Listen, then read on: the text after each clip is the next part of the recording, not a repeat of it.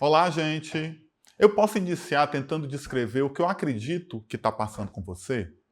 Aí você presta atenção e diz você mesmo se eu cheguei perto. Se você chegou até aqui, é porque provavelmente o seu relacionamento está passando por um momento difícil. Talvez você já tenha tentado conversar, se aproximar, mudar alguma coisa, mas de algum jeito tudo acaba voltando para o mesmo lugar. Sempre com os mesmos erros e frustrações. Isso cansa a ponto de fazer você se perguntar se ainda tem esperança para vocês. Em alguns casos, quem sabe até se perguntando se ainda tem jeito. Em muitos casais, o que acontece é que as brigas se tornaram constantes. Às vezes parece sempre a mesma briga, só em uma situação um pouquinho diferente. E normalmente é assim. Se você parar para pensar no porquê vocês brigam, você vai perceber que os motivos são sempre muito parecidos. Muitas vezes começa com algo pequeno. Às vezes ninguém sabe nem como é que começou. Aí pode ter ou não ofensa, mas quase sempre tem muita crítica. O outro acaba sempre fazendo as mesmas coisas que você já deixou claro que você não gosta. Aí fica a sensação de que o outro não lhe entende, que ele não considera suas necessidades como ele deveria. E aí, o sentimento de incompreensão ou de injustiça pode ir crescendo. Vira raiva e aí a raiva vira briga. Outro cenário muito comum é quando o casal começa a se distanciar. Falar do que sente vai ficando difícil e isso cria uma fissura. Nesses casos, os desentendimentos podem ser menos intensos. Mas de toda forma, os momentos bons a dois que haviam no começo, eles vão ficando cada vez mais raros. A rotina atrapalha. Falta intimidade, falta afeto, falta conversa, falta presença. Como se cada um tivesse vivendo a sua vida independente do outro. Os momentos juntos passam a ser só para resolver as coisas de casa, dos filhos, ou até isso fica comprometido. Vocês estão juntos, mas parece que vocês estão sozinhos. Já outros casos têm uma dinâmica que um dos dois sente que está com peso maior, dando mais para a relação, para a família, para o dia a dia e recebendo pouco. Seja em relação às responsabilidades, seja em relação ao afeto ou aos dois. Se sentindo sobrecarregada, a pessoa começa a cobrar mais atenção, mais afeto, mais parceria, mas continua sem receber e começa a reclamar, a cobrar, mas não adianta. Enquanto o outro pode simplesmente achar que o primeiro que nunca está satisfeito. Ou então que ele faz confusão em copo d'água. E aí, quanto mais o primeiro cobra, quanto mais o primeiro reclama, mais o outro se afasta. E quanto mais o outro se afasta, mais o primeiro reclama. Num ciclo sem fim, como se fosse um jogo de gato e rato. Posso até dizer mais. Se esse é o caso de vocês, provavelmente quem está procurando a terapia é aquele que sente que está se doando mais. A não ser que esse tenha cansado e tenha dado um ultimato, ou até um pedido para se separar, porque isso também acontece bastante. Se vocês não estão me procurando por uma questão mais crítica, como infidelidade, por exemplo, com a qual a terapia também pode ajudar bastante, eu tenho quase toda certeza que você se identificou com pelo menos uma dessas situações. Talvez com mais de uma, acertei? Mas como mudar isso? Então, primeiro, deixa eu me apresentar. Eu sou Daniel Cabral, psicólogo e atuo há 15 anos especialmente com terapia de casal. Tenho mestrado e doutorado em psicologia pela UFC.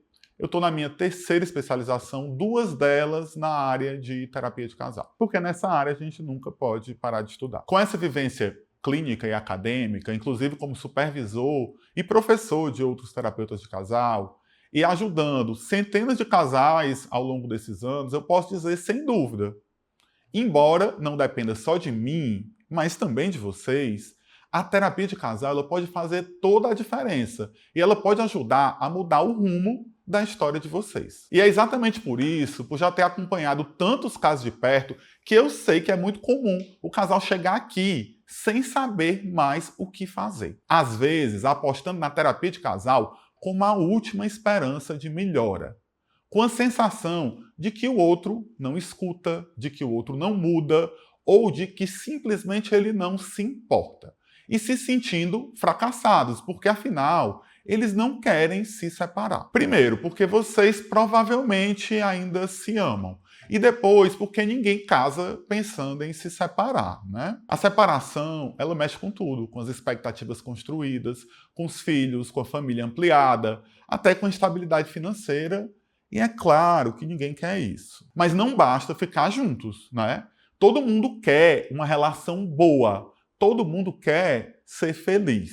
Existe uma pesquisa da Universidade de Harvard que vem acompanhando a vida de centenas de pessoas desde 1938.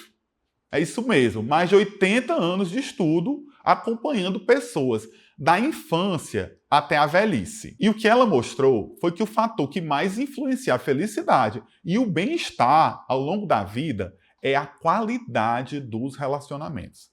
Mais do que o sucesso profissional, do que o dinheiro, do que a saúde mental e até a existência ou não de doenças crônicas. E o mais impressionante, a qualidade das relações é o fator que mais impacta também na saúde física ao longo da vida. A gente escuta muito falar sobre a importância, né, da atividade física e da alimentação para a saúde. Mas essa pesquisa vem mostrando que a qualidade das relações é até mais importante para a saúde física do que todos esses fatores. E isso precisa ser dito com clareza. Você pode estar fazendo tudo certo em outras áreas, cuidando do corpo, da mente, da alimentação, do trabalho, da espiritualidade. Mas se a relação está ruim, isso vai pesar. Vai afetar sua saúde, seu humor, sua energia, sua forma de ver a vida e a sua felicidade. E é justamente aí que entra a terapia de casal. Ela oferece um espaço seguro para que os dois possam se reconhecer na escuta, na compreensão e gerar mudanças. É com a mediação da terapia de casal que os dois podem, aos poucos, se escutar de verdade novamente, diminuindo assim a reatividade. Porque em muitos casos a comunicação já está tão desgastada que quando um fala, o outro não ouve. Ou então ele ouve só para se defender. Mais do que ouvir, cada um quer provar que está certo, quer provar que o outro está errado. Por isso, esse costuma ser o primeiro ponto de trabalho, reconstruir essa comunicação. E à medida que essa escuta vai se fortalecendo, a gente começa a entender melhor os padrões que se repetem na relação. Eles são responsáveis por aqueles ciclos que eu falei no começo e que fazem o enredo sempre se repetir. Quando o casal começa a enxergar esses roteiros e percebe que dá para sair deles, eles começam a construir novos repertórios. E com eles surgem scripts diferentes. Quando a terapia começa a agir, de vez em quando alguém diz: eu ia fazer ou dizer tal coisa, mas lembrei do que falamos na sessão e tentei fazer de um jeito diferente. Bingo! Isso significa que as coisas começaram a mudar. Porque é aí que o comportamento automático começa a ser interrompido e uma nova forma de se relacionar começa a surgir. E quando um se mostra mais receptivo, mais disponível, o outro também tende a responder de forma mais aberta.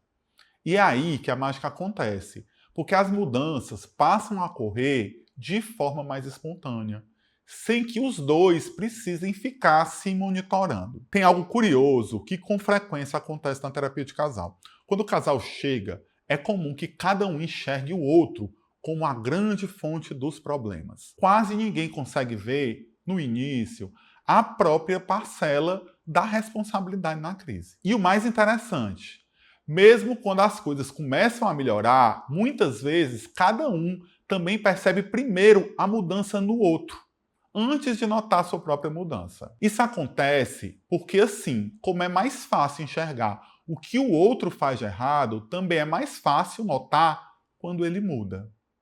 Então, quando as coisas começam a avançar, é comum os dois partilharem essa mesma percepção de que o outro está diferente, mais presente, menos reativo, mais carinhoso.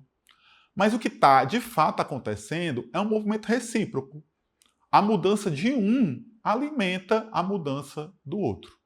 O casal sai de um ciclo destrutivo e ele passa a entrar num ciclo virtuoso. Nesse ponto, o foco do trabalho é ajudar os dois a validarem a mudança no outro. em vez de só apontar o que ainda está errado, porque sempre vai ter alguma coisa ainda errada. Esse reconhecimento mútuo, ele é o combustível que mantém o processo vivo. Não quer dizer, gente, que tudo vai ficar perfeito. Se eu dissesse isso, eu estaria enganando vocês. Mas quando o casal consegue se reconectar com o essencial, com mais tolerância, com mais empatia, com mais conexão, aqueles ruídos que viravam antes grandes conflitos passam a ser ajustados com muito mais leveza. Mas então vamos para a prática. Como funciona a terapia de casal? A maior parte dos encontros é feita com o casal junto. Mas em alguns momentos específicos, eu posso sugerir sessões individuais para aprofundar algumas questões pontuais. Alguns casais perguntam se podem fazer a primeira sessão individualmente. Eu só recomendo se as coisas realmente estiverem muito críticas. Nesse caso, eu preciso fazer uma sessão com cada um, para equilibrar. E aí, na terceira sessão, a gente começa esse trabalho conjunto. Qualquer dúvida em relação a isso, vocês podem falar comigo. Normalmente, começamos com sessões semanais, por 1 ou 2 meses.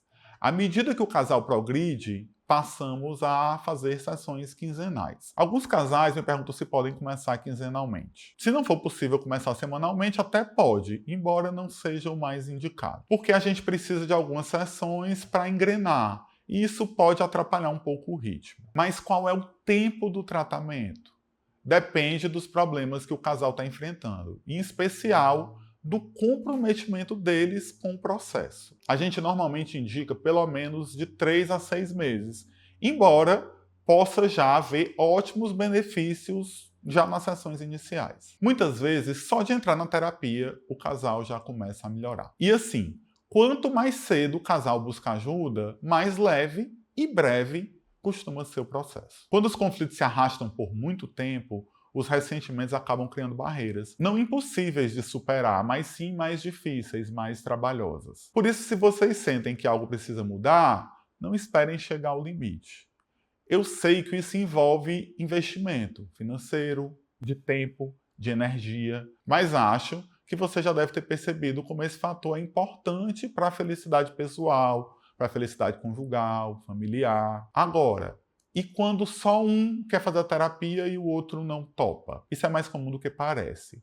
Às vezes, um dos parceiros acha que não vai adiantar, tem dificuldade de falar sobre os sentimentos, ou então tem medo que a sessão vire um espaço só para ser criticado. Pela minha experiência, são os homens que mais apresentam essas dificuldades. Nesses casos, quem está mais disposto, se ainda não faz, é importante que comece uma terapia individual, enquanto o outro não adere. Isso ajuda a lidar melhor com a situação e a entender qual o melhor caminho a seguir. É isso, vamos ficando por aqui. Se você se identificou com esse vídeo até aqui, tenta não adiar esse passo, seja comigo ou com outro profissional. Se você decidir fazer com outra pessoa, eu vou dar mais uma dica, tá? Dê preferência para psicólogos com experiência e, de preferência, formação específica em terapia de casal.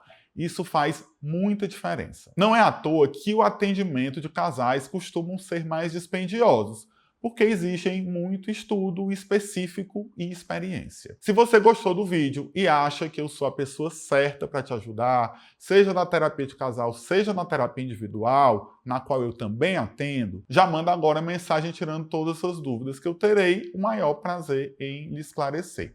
Um abraço, gente.